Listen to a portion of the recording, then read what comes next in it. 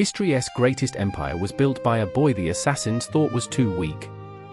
While textbooks obsess over Julius Caesar's bloody crossing of the Rubicon, the real architect of Rome's imperial majesty was not the legendary general who died on the Senate floor, but the calculating youth who quietly inherited his name.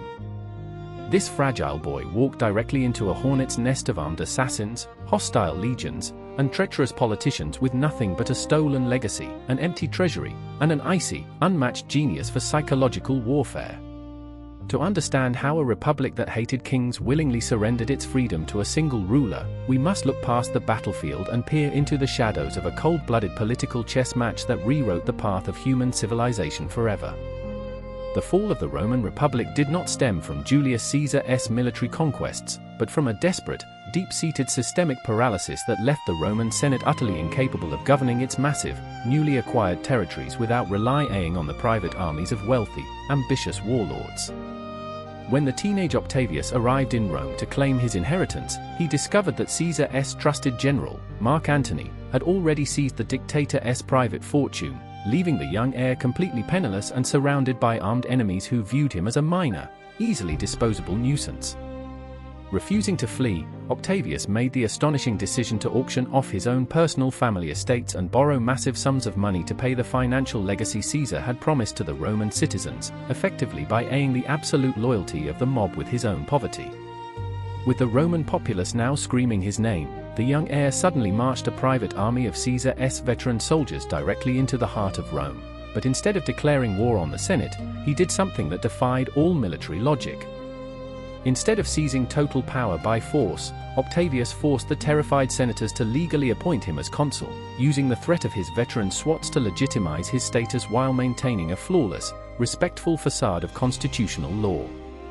He understood that Romans would gladly accept a dictator as long as he wore the traditional robes of a magistrate and pretended to serve the old laws, a brilliant psychological trick that his predecessor Caesar had fatally ignored.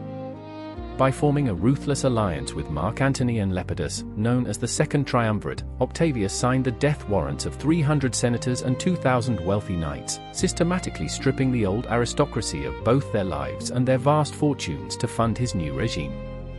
This bloodbath successfully purged his political opposition, yet it set the stage for a final, catastrophic civil war that would pit Octavius against his own co-ruler, Mark Antony, and the legendary Queen of Egypt, Cleopatra, in a battle where the prize was nothing less than the entire known world. In the scorching summer of 31 BXE, the fate of Western civilization hung on a narrow strip of water off the coast of Greece, where Octavius's brilliant admiral, Marcus Agrippa, trapped the massive, lumbering warships of Mark Antony and Cleopatra at the Battle of Actium. While Antony possessed superior numbers and heavier ships, Agrippa utilized small, highly maneuverable vessels to cut off the enemy's supply lines, reducing Antony's grand army to a starving, disease-ridden force before the first arrow was even shot. As Cleopatra's flagship suddenly broke through the lines and fled back to Egypt with Antony abandoning his own men to follow her, Octavius stood victorious, yet he faced an even greater danger, returning to Rome as an absolute master of a people who historically murdered anyone who dared to call themselves a king. On January 13, 27 BXE, Octavius walked into the Roman Senate chamber and shocked the assembled politicians by voluntarily resigning all his extraordinary powers and declaring that he was handing complete control of the state back to the Senate and the Roman people.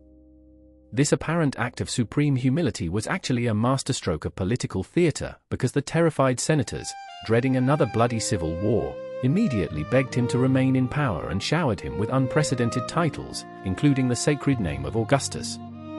By accepting the title of Princeps, which simply meant first citizen, Augustus ruled as an absolute monarch while maintaining the illusion of a free republic, ensuring that every decree he issued appeared to come from the Senate rather than his own imperial will. He reorganized the entire Roman army, paying the soldiers directly from his personal treasury filled with the stolen gold of Egypt, which permanently transferred the military's ultimate loyalty from individual regional generals to the office of the emperor himself. Yet, even as he established the Pax Romana and rebuilt Rome in marble, Augustus realized that his grand illusion of a restored republic depended entirely on a single, fragile thread: finding a worthy successor who could inherit this invisible crown without tearing the empire apart. The true genius of Augustus lay not in his ability to win bloody wars, crush desperate rebellions, or conquer vast foreign territories, but in his profound, cynical understanding that the most absolute, enduring tyranny is the one that allows its subjects to believe they are still entirely free. While Julius Caesar died on the Senate floor because he flaunted his supreme power with golden thrones, purple robes, and royal crowns, Augustus secured his lifelong rule by wearing simple, homespun wool woven by his own wife, living in a modest house on the Palatine Hill, and constantly referring to himself as a humble servant of the law. By masking absolute despotism behind the sacred, ancient traditions of the Roman Republic, he successfully brainwashed an entire generation of Romans into forgetting the very definition of liberty, ensuring that they would willingly trade their political rights for the safety of free grain, spectacular games, and military stability. On his deathbed in August of 14 AD, Augustus reportedly asked his closest friends if he had played his part well in the comedy of life, leaving history to wonder whether the Roman Empire was born out of a noble quest to save civilization, or if it was merely the grandest, most cynical theatrical performance ever staged by a single, brilliant actor who wore a crown no one could see. Was Augustus a visionary savior who rescued Rome from violent self-destruction, or was he merely history's most brilliant dictator, wearing the mask of a humble democrat to steal a nation's soul and build an empire of illusion?